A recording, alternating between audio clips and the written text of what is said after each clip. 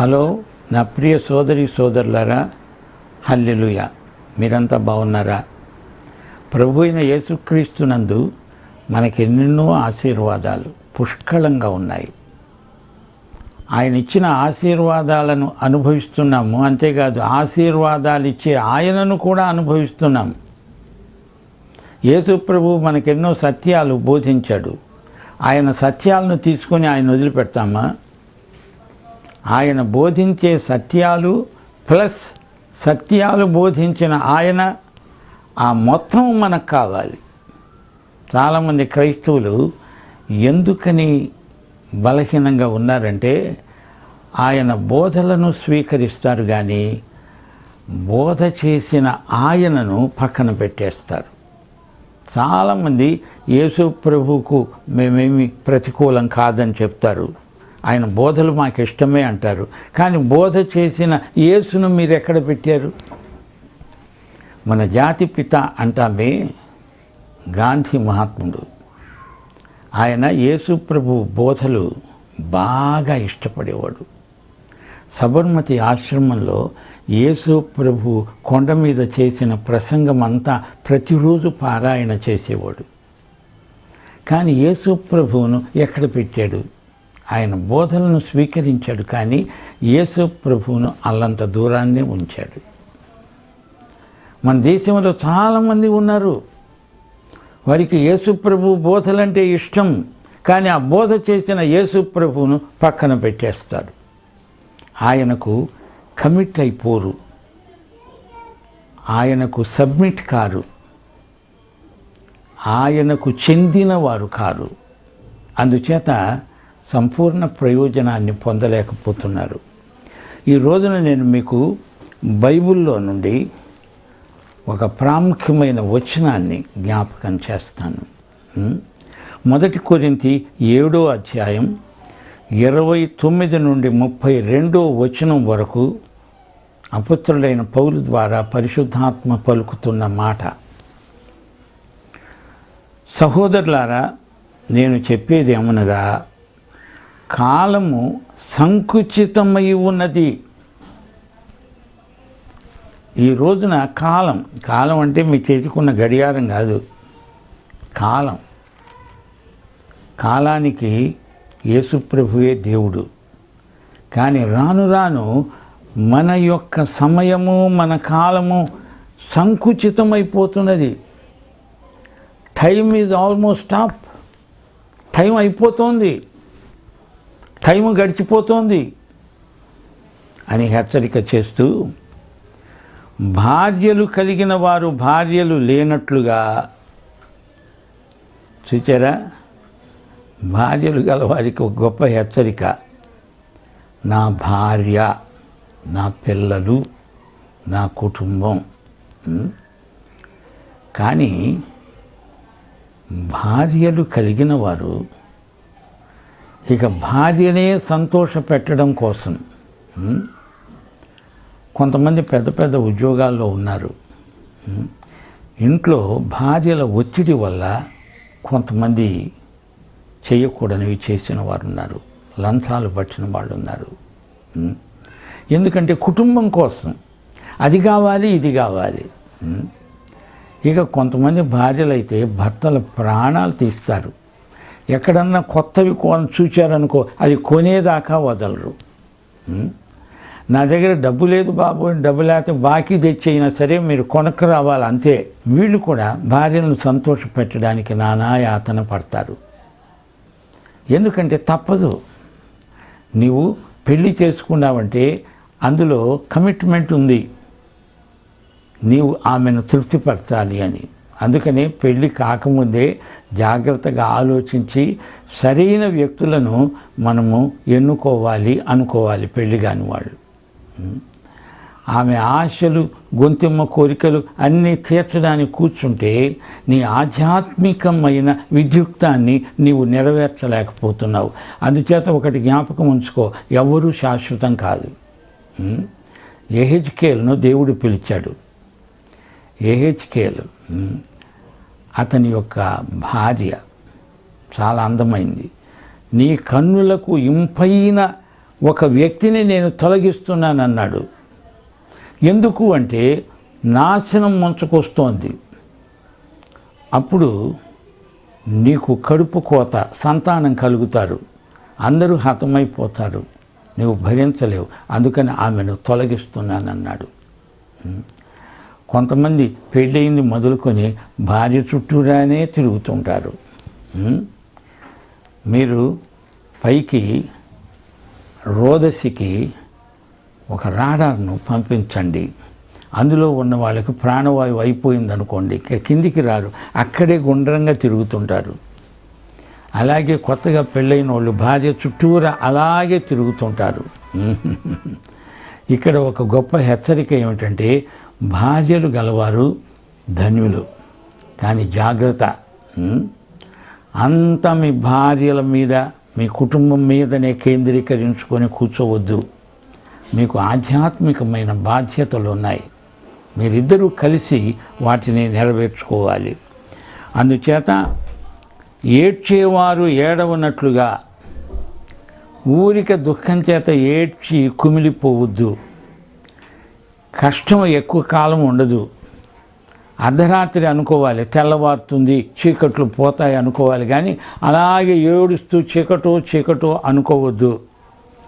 సంతోషపడేవారు సంతోషపడనట్లుగా, ఏదో ఒకటి నాకు దొరికిందని సంతోషపడవద్దు, కాసేపటికి అది పోవచ్చు. ఆ మధ్య ఒక ఆమె కొంత సామాను కొనుక్కున్నది, స్టీల్ సామాను కొనుక్కొని, నేను అదే పని మీద అక్కడికి వెళ్తున్నా, అతను నా ఫ్రెండ్, అతనితో మాట్లాడుతూ నిలవబడ్డాను.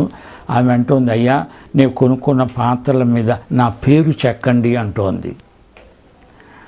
ఆ వస్తువులు పోతాయేమోనని ఆమె భయం, అందుచేత పేరు చెక్కించుకుంటోంది.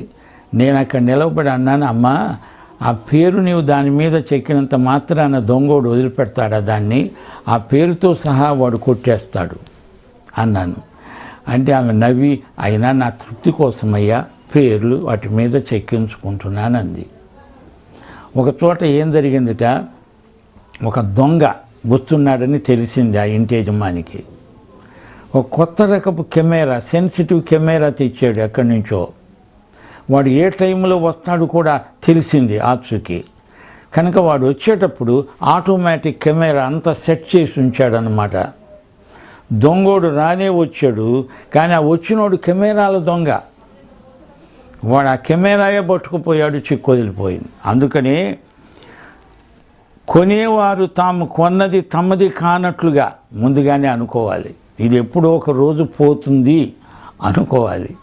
అంతేగాని అమెరికాలో చూడండి, కార్లు అంటే ఎంత పిచ్చో. కొత్తగా కారు కొంటాడు, తన భార్యను కూడా అంత శ్రద్ధగా చూడడు. కారు అంత ముఖ్యం. ఆ కారు మీద ఈగ వాలనివ్వడు, అంత శ్రద్ధ కార్లంటే. కనుక కొన్నది తమది కానట్లుగా అని ఇక చివరికి ఒక మాట అంటున్నాడు పౌలు గారు. ఈ లోకంలో మనం ఉన్నాం కదా, ఈ లోకాన్ని అనుభవించేవారు అమితముగా అనుభవించనట్లుగా ఉండాలి.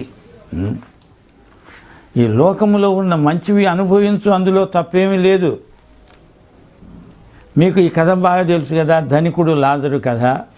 ఆ ధనికుడు అమితముగా సుఖపడేవాడు, లగ్జరీ, అమితముగా సుఖపడేవాడు. దాన్నే లగ్జరీ అంటారు. నీ సంగతి ఎలా ఉంది ప్రియ సోదరుడా సోదరి? లగ్జరీస్ అంటే నీకు ఇష్టమా? ఎంత డబ్బైనా ఖర్చు పెట్టి లగ్జరీ కదా, మంచి బెస్ట్ మీల్, కడుపుకు తృప్తి కదా. వస్తువులు కూడా మంచి క్లాస్ వస్తువులు కొంటావు, పెద్ద మేడ కట్టించుకుంటావు. ఇంత చేసి ఒకడు పంట అంతా సమకూర్చి చెట్ల చివరికి, ఓహోహో నా ప్రాణమా తిను తాగు సుఖించు అని తత్వం పాడుతున్నాడు. సుఖించవే మనసా ఓ నా ప్రాణమా అని. అంతలోకే ఒక కబురు వచ్చింది, నీ ప్రాణాన్ని తీసుకుపోవడానికి వచ్చారు దూతలని. అయిపోయింది. అందుకే జాగ్రత్త పడండి దేవుని బిడ్డలారా. ఈ లోకపు నటన గతిస్తున్నది. ఈ లోకపు నటన ఇదంతా డ్రామా, స్టేజ్ యాక్షన్ లాగుంది, అంతా నటన. ఆ నటించేవాడు కాసేపు ఆ క్యారెక్టర్ను నటిస్తాడు, అయిపోతుంది, తెరబడిపోతుంది. మన జీవితాలు కూడా అంతే. హెబ్రీ పత్రిక 12వ అధ్యాయంలో మొదటి 2 వచనాలు మనం జాగ్రత్తగా పరిశీలిస్తే, ఇంత గొప్ప సాక్షి సమూహము మేఘము వలె మనలను ఆవరించి ఉన్నందున, గొప్ప సాక్షి సమూహం మనల్ని ఆవరించి ఉన్నది. మేఘములాగా, మేఘాల్లాగా ఆవరించి ఉన్నారు భక్తులు, మనకంటే ముందు పరలోకానికి వెళ్ళిన వారు. వారందరూ కూడా పందెపు రంగాన్ని నమ్మకంగా ఓపికతో పరిగెత్తి ముగించారు. వారి అనుభవాలు ఉన్నాయి, వారు విజేతలు, వారు పైన ఉండి మనల్ని ప్రోత్సహిస్తున్నారు. పరిగెత్తండి, నిరుత్సాహపడొద్దు, ధైర్యం అంటున్నారు. నా ప్రియ సోదరి సోదరులారా, భయపడుతున్నారా? దిగులా? అపనమ్మకమా? నేను పరిగెత్తగలనా అని నిన్ను గురించి నీకే ఇన్ఫీరియారిటీ కాంప్లెక్స్ ఏమన్నా ఉన్నదా? వద్దు. మనము ప్రతి భారమును సులువుగా చిక్కులు పెట్టే పాపాన్ని విడిచిపెట్టాలి. పరిగెత్తుతున్నాం పందెపు రంగంలో, బరువులు ఎత్తుకోకూడదు, నెత్తిన మూట పెట్టుకొని యాత్ర చేయకూడదు, వీపున పెద్ద మూట మోసుకుంటూ వెళ్ళకూడదు. ఒక ఆయన అసలే లావు, దానికి తోడు ఇంత మూట తీసుకొని యాత్రకి వెళ్ళాడు. శరీరపు బరువే లగేజ్, అది మొయ్యలేక దానికి ఇదొకటి ఎక్స్ట్రా లగేజ్. అందుకనే రైల్వే స్టేషన్లో ఒక స్లోగన్ వినపడుతుంది, అది మనకందరికీ తెలుసు. Less luggage, more comfort, take travel as a delight, make it a delight.